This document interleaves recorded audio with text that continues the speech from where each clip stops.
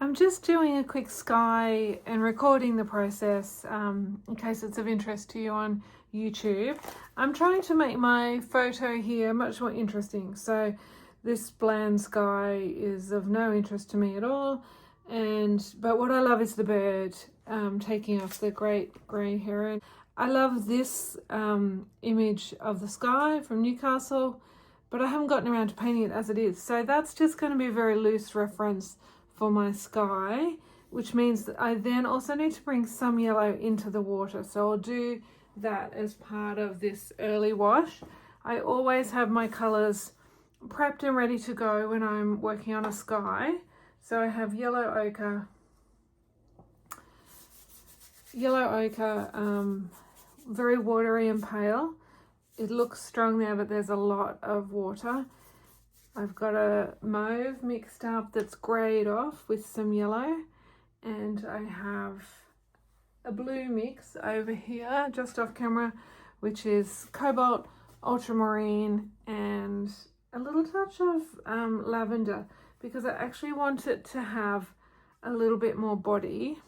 So I've just really loosely dampened the page. There's lots of white specks coming through, intentionally, because I want to find the clouds where there's just some little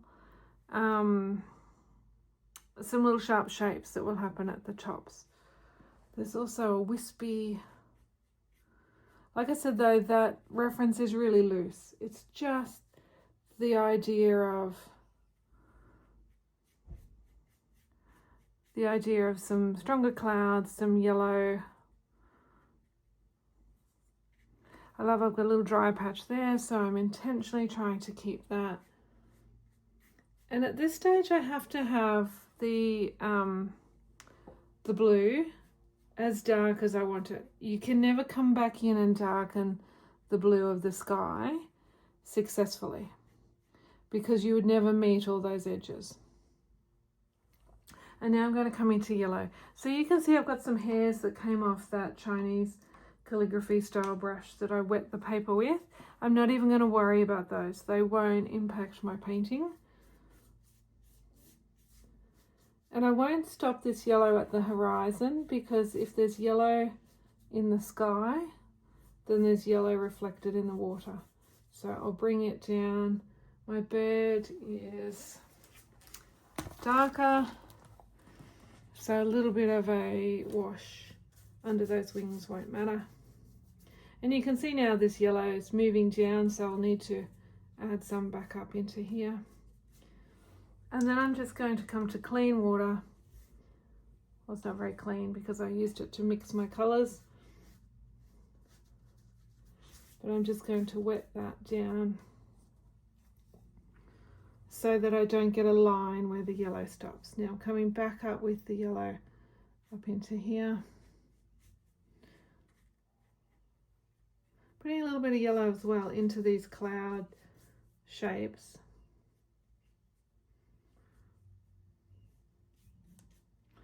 I also love a little touch of pink. Usually if you've got a yellowish sky, you have a bit of pink. Now I haven't prepared this colour because I was not sure whether I was going to use it or not.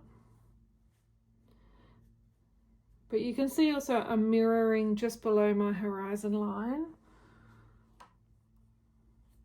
Whatever I put above it, I'm putting below it, so that when I do the water, it will be reflected there. So this colour was Cobalt Blue, Alizarin Crimson, and a touch of Naples Yellow. You can interchange Cobalt Blue or Ultramarine Blue in this mix, depending on how dark or strong you want the colour. The Naples, even though technically it's, a lot of people think of it as a, what's the word? An opaque colour. I knew it would come to me. It's hard to paint and talk sometimes. because it's an opaque colour, sometimes there's a lot of people who don't think that would be a good mix, but it actually just greys my mauve just perfectly. If I use other yellows, sometimes it makes it too grey.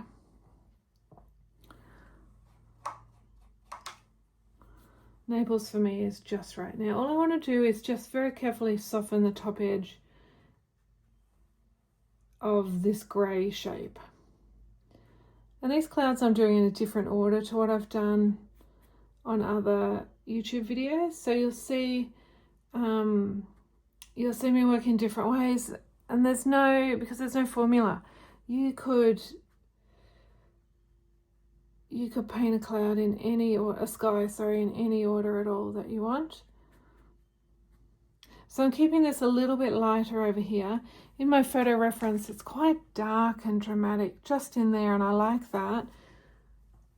So what I might do is, I did pre-mix brown madder and ultramarine blue is a common dark colour that I use, but also cobalt turquoise and a little touch of indigo or dioxazine purple will give me a beautiful sort of colour to give these clouds a little bit more drama. Now I'm not actually mirroring the clouds down here now because this water is not going to be super still. I'm not doing a reflective water, but I just wanted those colours to be in my underwash so that when I put the sea over the top, it has that little bit of yellow happening. And because that's wet in wet, that greeny blue will soften in to the mauve. I need something more happening down here, and maybe I will do that with a little bit of an orangey yellowy colour. So this is why I love a dirty palette. There are people who will keep their palette super, super clean, and there's nothing wrong with that. I'm not saying it's not great, but it takes you a little bit longer just to mix your colours, find the colours that you want. Well, it takes me a little bit longer, I should say, not necessarily everybody. Now I'm being very, very careful where I put my brush now, because this section here has lost the sheen. If you can see what I mean by the sheen, hopefully it shows on the video. This is still wet and it's shiny. This, where I put the blue down at first, here in particular, it's gone matte. So if I touch a wet brush to that with a lot of water and moisture in it, it will give me a bloom or a cauliflower. What I want is just some more clouds coming in here, lower and flatter. I'm loving what that's doing, but I need something in here. And I feel like it is a colour that I would mix with a little bit of white gouache. So I've got a tiny scrap of white gouache here that I've mixed with some orange and some yellow at some other point. So let's just see. I'm going to pick up a touch of mauve. And as the clouds get further back away from us, they become flatter and more elongated. And now I'm using just a really light touch as I drop this on, because I'm not necessarily wanting to fully push it into the yellow, because that would make a grayer colour, which is a little bit of what I'm getting. Here we go, this is nice. Just a little bit more of...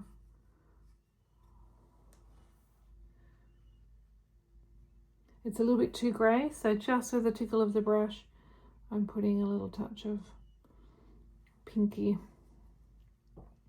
And part of that is, for me, this little section here isn't working.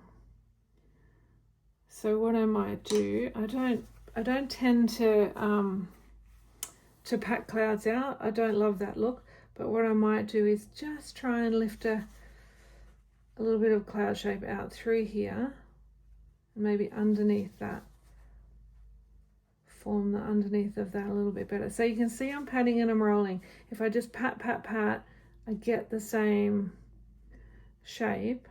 Now I wouldn't leave that like that. What I'm going to do is come back in now.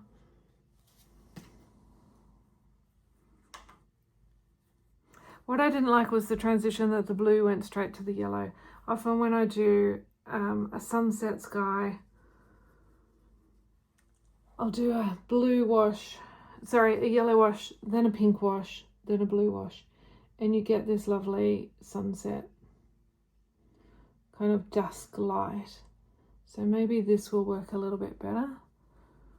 Taking the moisture out of the brush, making it a little bit scrubby because that was too much of a line. Where did I pick up that perfect colour? Down here.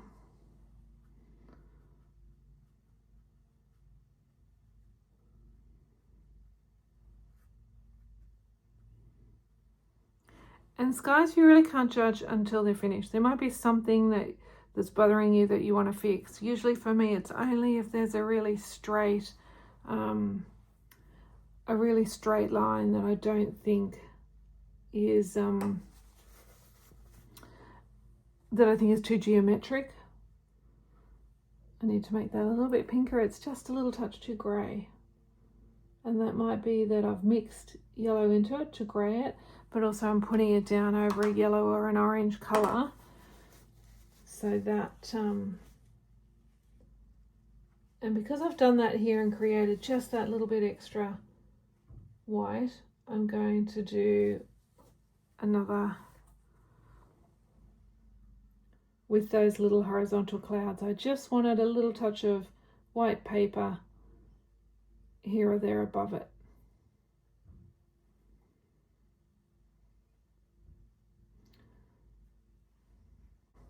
It's still shiny is the only reason I can do that, but my brush is very wet, so I'll just drop the moisture off the belly of the brush and just make that a little touch oranger there.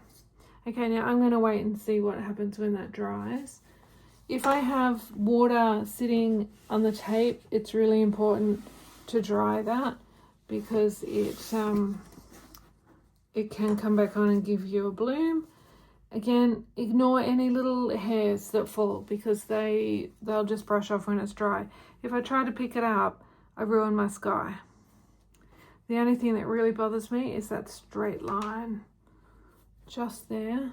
So I cleaned the brush, take most of the moisture out, squeeze out a little bit extra, and then just soften the edge. If this was at a certain stage of drying and didn't have any sheen to it, I couldn't do that. I would leave it until it's fully dry and then I would smooth it.